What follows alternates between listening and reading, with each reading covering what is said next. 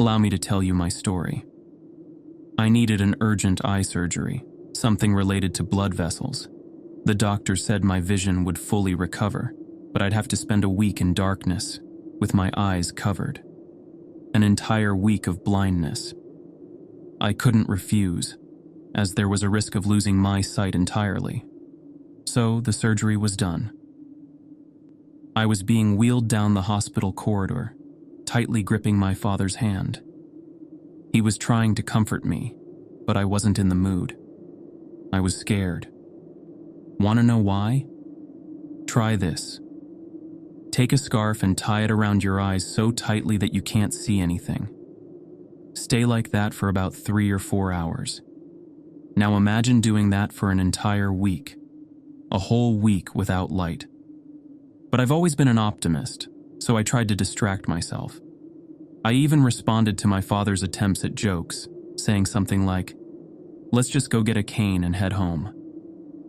We live in a big 2-story house. Me, my mom, my dad, my younger brother, who was at camp during my recovery, and my grandma, Vlad. Grandma, my dad's mother, has been almost completely paralyzed since a stroke 5 years ago. She's always in her wheelchair, staring out the window. She doesn't speak, and I try not to go into her room. There are a few reasons for that. The smell, for one. But mostly, it's just unsettling to see her glassy eyes staring into space. She doesn't even blink. When she gets hungry, she makes strange noises, and then my parents go in to feed her. That's how we live. Since both my mom and dad work, I'd be spending my days alone, or almost alone, with Grandma. Well, given her condition, I guess I'd be alone. Mom wanted to take time off work, but I convinced her not to. I didn't want to be a burden. It'd be fine, I told myself. This week would fly by, and soon I'd be back at college. They bought me a special phone, one of those kids' phones with just one button to make calls. That way, even though I couldn't see, I could call my mom or dad whenever I needed to. The first day of my solitude began when my mom woke me up before heading to work. It felt strange. You wake up, but you don't open your eyes. It took a moment to realize I was actually awake. I sat up and told her everything would be fine. She left a glass of water on the table and said she'd only be at work for about 4 hours. So, I'd only be alone for that long.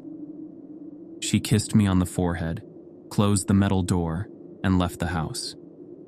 Now, it was just me. What would you do? Play computer games? Scroll through social media? Watch TV? Read a book? Well, not in my case. After lying in bed for another half hour, I realized I didn't want to sleep anymore. I was tired. I got up and felt around for the phone to call my friend. No one was home. Of course, unlike me, everyone was out at school. Why me, I thought. Why did this have to happen to me? Then I remembered there was an old tape recorder in my room. It took me about 20 minutes to find it and get it working. When I finally did, I tuned in to a radio station. The host was talking between songs, and I couldn't have been happier. I collapsed onto my bed, finally distracted for a moment. Oddly enough, I wasn't really into the music. What fascinated me more was listening to the radio hosts discuss things. As I lay there, I began to drift off to sleep. I probably would have fallen asleep completely if it weren't for the creak of the floorboards. It came from right inside my room, just a few feet from me. Calling it fear would be an understatement. I jumped out of bed and froze. I won't lie, it wasn't like in those classic horror movies where you ask, "Who's there?" No, none of that. I just wanted to curl up and hide. Could it have been something else? Normally, if you can see, you don't notice little things like that. But this was different. I had an overwhelming urge to confirm that nothing was wrong. I reached my hand out and slowly stood up. I was terrified I might bump into something, or worse, someone, that wasn't supposed to be there. I don't know how long it took, but I kept moving forward, waiting for something to happen. I reached the cold concrete wall much sooner than expected. I sighed in relief. I had crossed the entire room, and nothing had creaked under my feet. So the noise must have come from something else, something not related to someone being in the room. Then, I heard the sound of a key turning in the front door's lock. It was my mom's voice, calling out. The wave of relief was indescribable. She greeted me happily, kissed me on the cheek, and explained that she'd come home early because there wasn't much work. It's nice when she's home. I don't have to strain to listen to the surrounding sounds. A day or two went by, and I slowly started getting used to not being able to see. Mornings no longer felt so strange. My mom left the same instructions about being careful, left a glass of water on the table, placed my new phone on the nightstand, kissed me, and went to work. Dad left much earlier, while I was still asleep. So what now? Nothing else to do. I'd become more skilled with the radio by this point and fell asleep to the sound of the hosts' voices. I woke up to the sound of the door closing. Mom had come home. Another good day. I wished the whole week could go by like that.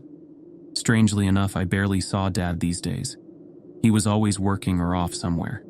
Maybe I was just missing his attention. But never mind. It didn't matter that much. I just wanted this week to pass by quickly. Day 3. Today was a special day. My mom arranged to work from home. It was amazing. We spent the whole day together. She read crossword clues out loud for me. We watched TV. She described what was happening on the screen. And I even helped her cook lunch. Over lunch, I asked her how Grandma was doing. Mom hesitated for a second, then calmly replied, "No change." She then jokingly teased me about a piece of food left on my plate, saying I'd never be able to find it. We both laughed. I love my mom. That evening, Dad came home late again. He quietly ate dinner with us and then went straight to bed. When I asked if everything was okay, he said in his usual voice, "Work's been crazy. I'm exhausted, but it'll get better soon." After dinner, I was tired too and headed to bed. I'd had so much fun with Mom during the day. Day 4, another morning. Mom woke me with her usual kiss, left a glass of water, and set my phone on the nightstand. Then came the familiar quiet as she left for work. I didn't feel like listening to the radio. Instead, I decided to explore the house by touch. It was kind of fun. Reminded me of being a kid. I left my room, feeling my way along the wall, heading toward the kitchen. I recognized the standing clock, which meant I was going the right way. There was the door frame, the light switch, and the kitchen table. My goal, the refrigerator. It was pretty interesting trying to find something tasty in there without seeing. I grabbed a bunch of bananas but wanted something more. As I continued searching, I accidentally stuck my hand into some salad. Gross. I settled on the bananas and closed the fridge. That's when I heard it, a familiar groaning sound coming from the second floor. All my good mood vanished. Grandma was hungry, but no one would be home for at least another 3 hours, so she'd have to wait. I left the kitchen and headed back to my room. Her groaning sounded awful, as if someone had gagged her and was hurting her. But I knew it was just her paralyzed body signaling hunger. Compared to her situation, my temporary blindness felt like child's play. I hated when she made those sounds. It always ruined my mood. I went back to my room, turned the radio on to drown out the noise, and lay down. Eventually, I fell asleep. I woke up when Mom came into my room and turned off the radio. She immediately started chatting away, and I completely forgot to tell her about Grandma. There was some schedule or routine for Grandma. and if she didn't get food at a certain time, they had to call the doctor. It had something to do with her condition, but I never paid much attention to the details. At dinner that night, Dad was in a much better mood. He joked around, told stories from work, and reminded me that I was already past the halfway mark of wearing the bandages. "Just a few more days," he said, "and you'll be good as new." Day 5. Dad woke me up today. He told me it was 8 a.m., and surprisingly, I was glad. On a normal day off, you'd wake up and immediately check the time. But since I couldn't do that, I had to rely on my parents. He spent a little time with me before heading to work, telling me not to worry and that everything was going smoothly. We left for the hospital that morning for a checkup. The doctor unwrapped my eyes and examined them. He said everything looked great and that I'd be able to take off the bandages soon. When he briefly opened my eyes, I felt overwhelmed. Despite the dim light, the sight was like a breath of fresh air. After 4 days in darkness, even the faintest light was jarring. Once we got home, Dad left for work again and Mom stayed with me the entire day, keeping me company. I love her for that. That night, something strange happened. I woke up to the sound of Grandma's groaning again. Every time I hear it, I feel this creeping discomfort. It's unsettling, and it even makes me feel a little guilty for being disturbed by it. I heard the sound stop after a few minutes. Maybe my parents had gone in to feed her, I thought. Day 6. Finally, the last day of feeling my way around.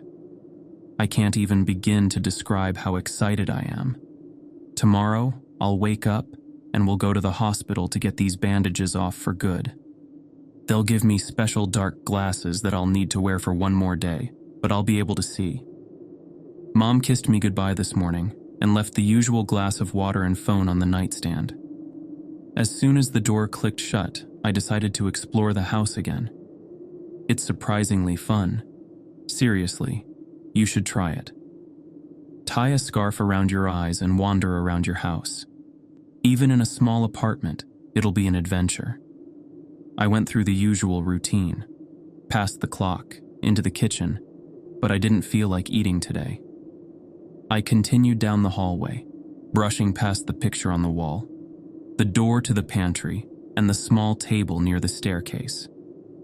This time, I decided to explore upstairs. That's where my brother's room, the bathroom, and Grandma's room were. I climbed the stairs slowly, holding onto the railing. The steps felt longer than I remembered. When I reached the top, I stepped forward, expecting to hit the hallway wall. But I kept walking, and walking. Where was the wall? Suddenly, I bumped into something. It didn't feel like a wall, though. It was more like a ledge. That's strange, I thought. I was supposed to be in the hallway, but this didn't make sense. For a moment, it was almost exciting, like an unexpected twist. Then, from behind me, I heard it. A heavy breathing sound. I immediately realized what had happened. I had accidentally turned toward Grandma's room. The door must have been open, and I had wandered inside. The heavy breathing was hers. A sharp, unpleasant smell hit my nose as I came to terms with where I was. How had I not bumped into her wheelchair, which was usually right in the middle of the room? Each heavy breath she took sent chills down my spine. I started slowly edging toward the door, trying to get out of the room without making any noise. The breathing grew louder, more distinct. My fear was indescribable. It felt like she was turning her head to follow me, tracking my every move with her lifeless, glassy stare. I didn't know if it was my imagination, but my eyes started to burn. Then, just as I was about to step through the doorway, I heard it. A loud, guttural groan came from behind me. She was hungry. The sound terrified me like nothing ever had before. I knew her wheelchair was facing the window, in the opposite direction from where I was. But that groan, so loud, so close, felt like it was aimed right at me. I scrambled through the doorway and dashed down the stairs as fast as I could, somehow managing not to trip. Once I was safely in my room, I slammed the door shut and slid down to the floor, pressing my back against the door. I started sobbing quietly, feeling a mix of shame and shock. How could I be so scared of a sick, helpless old woman? But I was terrified, shaken to my core. After calming down a bit, I decided to call my mom and tell her what had happened. I reached for the phone, but it wasn't on the nightstand where it should have been. Weird. I couldn't remember if Mom had left it there this morning or not. Deciding not to panic, I turned the radio back on and curled up in bed, eventually falling asleep. "Sweetheart, sweetheart." My dad's soft voice seemed far away, but it grew louder and closer. "Wake up, it's a big day today. It's 8 a.m., time to get ready. We're going to the hospital." "Hospital?" I mumbled groggily. "Is it morning already?" "Yes," he said. "Mom and I got home late last night and didn't want to wake you. We wanted you to get plenty of rest before the big day." I stretched and got out of bed, all the fear from the previous day completely forgotten. I didn't even remember to mention what had happened with Grandma. The big moment had arrived. At the hospital, the doctor stood behind me, carefully removing the bandages from my eyes. The room was dim, just as it had been before, to protect my eyes from bright light. For the first time in days, I could see. They gave me a pair of dark glasses like the ones welders wear, and asked me to close my eyes before they turned the lights on. When I slowly opened them again, everything was still dark, but the fact that I could orient myself by sight instead of sound was amazing. We thanked the doctor, and I left the office while my parents stayed behind to discuss something.